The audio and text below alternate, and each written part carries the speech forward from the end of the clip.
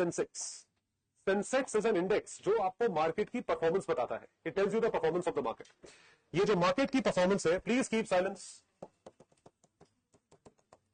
ये जो मार्केट की परफॉर्मेंस है ये जज करी जाती है लिमिटेड नंबर ऑफ कंपनीज से। आपको 6000 कंपनीज को स्टडी करने की जरूरत नहीं है। लिमिटेड नंबर ऑफ कंपनीज की परफॉर्मेंस से आप पूरे मार्केट की परफॉर्मेंस जज कर सकते हो। तो इसमें जो नंबर ऑफ कंपनीज चूज करी गई हैं, they are 30 in number. 30 companies को शॉर्टलिस्ट किया गया है। 30 companies.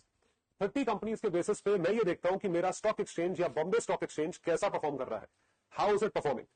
So when I talk about Sensex, when I talk about these 30 companies, ये 30 कंपनीज मुझे पूरे एक्सचेंज का, पूरे मार्केट का परफॉर्मेंस बता देती है।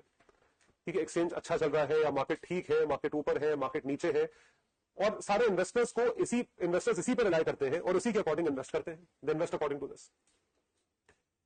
तो ऐसा क्या खास बात है इसमें? और सिर्फ 30 कंपनीज के बेसिस पे आप कैसे जज कर लेते हो? भाई ये भी तो एक बड़ी बात है कि 30 कंपनीज के बेसिस पे हम पूरे मार्केट की परफॉर्मेंस बता रहे हैं, तो ऐसा क्या खास बात है? और 30 ही क्यों? और ऐसा और क्या क्राइटेरिया जिसकी वजह से आपने 30 कंपनीज चूज करी? कौन सी कंपनी को नहीं चूज करा और क्यों नहीं चूज करा? तो इसका जवाब यह है कि लिमिटेड नंबर ऑफ कंपनीज के थ्रू जब आप परफॉर्मेंस को जज करते हो तो उसमें आपको यह बताना होता है कि सेक्टोरल ग्रोथ क्या है।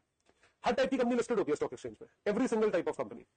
तो जितनी कंपनीज आज की डेट में मेजर कंट्रीब्यूशन करती हैं इंडियन इकोनॉमी को, उन सारी कंपनीज को आप सेक्टर्स में डिवाइड करिए और उस सेक्टर डिवीजन के बेसिस पे जो उस सेक्टर की टॉप परफॉर्मिंग कंपनीज हैं उनको आप इस 30 की लिस्ट में ऐड कर लेते हो। You add it to the 30 list. कैसे? हाउ? आप इसे 30 की लिस्ट में ऐड करते हैं जैसे आपने सेक्टोरल डिस्ट्रीब्यूशन करा। सेक्टोरल डिस्ट्रीब्यूशन का मतलब क्या है? हमने चूज करा real estate, IT, pharma, automobile, education, petrochemical refinery. ठीक है, इस तरीके से आप सेक्टर्स में डिवाइड करते चले जाते हो। हर सेक्टर की टॉप परफॉर्मिंग एक या दो कंपनीज हम सेंसेक्स में इंक्लूड करते हैं। जैसे अगर रियल एस्टेट की बात करी जाए तो आपने डीएलएफ को इंक्लूड कर लिया। डीएलएफ भारत का सबसे बड़ा डेवलपर है रियल एस्टेट का। उसके बाद आपने गोदरेज को ऐड कर लिया। आईटी कंपनीज में इंफोसिस और टीसीएस, दो कंपनीज आपने इंक्लूड कर ली। ऑटोमोबाइल में Maruti Suzuki, Tata Motors, majority market share इनका है, इनको इंक्लूड कर लिया। उसके बाद फार्मा में रैनबैक्सी, सन फार्मा, आपने ये कंपनीज इंक्लूड कर ली। उसके बाद जो आपके पेट्रोकेमिकल रिफाइनरी है उसमें आपने रिलायंस को इंक्लूड कर लिया। थर्मल पावर प्लांट में आपने कोई कंपनी इंक्लूड कर ली, इंडियन ऑयल कॉर्पोरेशन इंक्लूड कर लिया। ठीक है, उसके बाद स्टील अथॉरिटी में, स्टील में आपने एक और कंपनी सेल और ये जो टिस्को है इसको इंक्लूड कर लिया। इस तरीके से टॉप सेक्टर्स की आप कंपनीज चूज करते चले जाते हो। 10-15 सेक्टर्स आपने चूज करे, 15 top performing sectors, 15 top performing sectors की टॉप 2 परफॉर्मिंग कंपनीज आपने चूज करी और उसके बेसिस पे 30 कंपनीज का ग्रुप बनता है। 30 कंपनीज की ग्रुपिंग जो है वैसे होती है।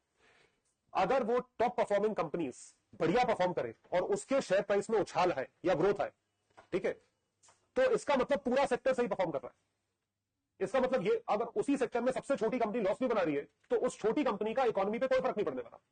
अगर टॉप परफॉर्मिंग कंपनी ग्रो कर रही है तो मतलब पूरा सेक्टर आपका, अगर इंफोसिस ठीक परफॉर्म कर रहा है इसका मतलब आईटी सेक्टर ठीक परफॉर्म कर रहा है, क्योंकि इंफोसिस का इंपैक्ट पूरे हिंदुस्तान पे है, इंफोसिस का इंपैक्ट पूरे इंडिया पे है। इंफोसिस का इंपैक्ट जो है वो मेजॉरिटी एम्प्लॉयमेंट पे है, मेजॉरिटी उसका स्टेक है, सबसे बड़ा जॉब प्रोवाइडर है, सबसे बड़ी आईटी कंपनी में एक्सपोर्ट भी करता है इंडिया, सबसे ज्यादा एम्प्लॉयमेंट क्रिएट करता है। तो अगर इंफोसिस ठीक परफॉर्म कर रहा है तो आईटी इनेबल्ड सर्विसेज में ऊपर से नीचे तक पूरा सेक्टर ठीक परफॉर्म कर रहा है। अगर मारुति सुजुकी ऑटोमोबाइल सेक्टर में जो है डाउनफॉल देखा गया है इस क्वार्टर